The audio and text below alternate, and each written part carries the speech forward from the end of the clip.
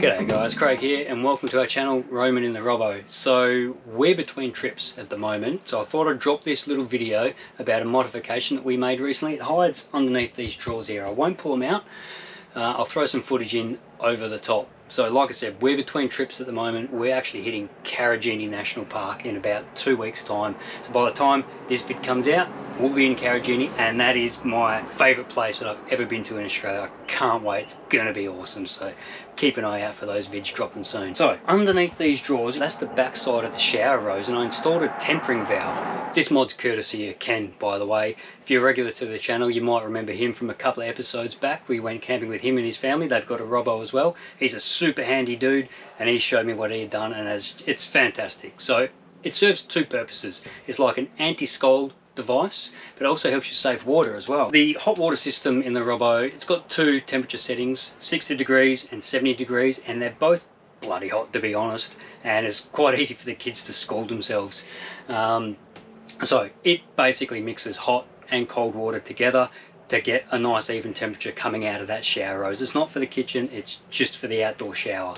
And like I say, it also helps you save water, because anyone who uses that shower rose on a regular basis, you spend a couple of minutes turning the hot and the cold to get the temperature perfect. You're probably wasting about 5 litres of water every time you turn that shower on. If you've got 4 people in the family, right, and everyone's trying to get those adjustments to get the perfect temperature, you know, you've wasted 20 litres of water, thereabouts. Maybe not that much, it might be a little bit dramatic, but you know, you do waste a fair bit of water. So now all we have to do is just turn on the hot tap.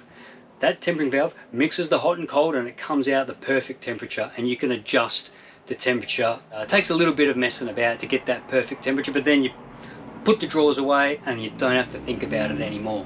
I only needed to buy the tempering valve. It was about 70 bucks from Bunnings, a John Guest 12mm push fitting T-piece, and I also needed the 90-degree push fitting, and there was another fitting, I forget what it's called, I'll flash it up on the screen.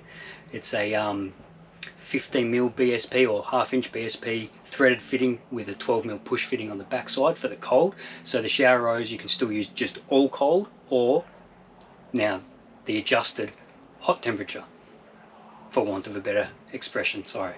And I also had a 15mm female to female braided hose fitting lying in the garage. They're pretty inexpensive, and I reused the fittings on the back side of the shower assembly, and I had to do some trimming of the pipe as well. Use a lot of thread tape, make sure you're not leaking, so when you're doing your temperature adjustments, make sure there's no leaks as well.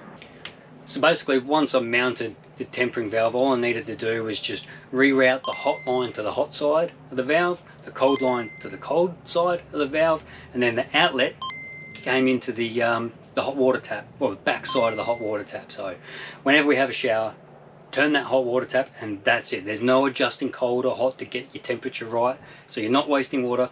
You're in no danger of scalding yourself. Now, I didn't really film the install as I was going. This isn't sort of a how-to, but feel free to go back into the vid, pause it, and then just have a look. It's quite easy to work out the cold water coming in, the hot water going into the other side, and then the outlet. And you'll be able to tell which fittings I've reused and how it's all fitted together. So yeah, go back, pause it, have a look at how it's all fit together, and yeah, just quick, simple, easy little installation, and quick, simple, easy little video. Anyway, that's it for this week, guys. Sorry it's only a short one. Hope you enjoyed it. If you did, leave a comment, thumbs up, subscribe. Catch you in Karijini. See ya.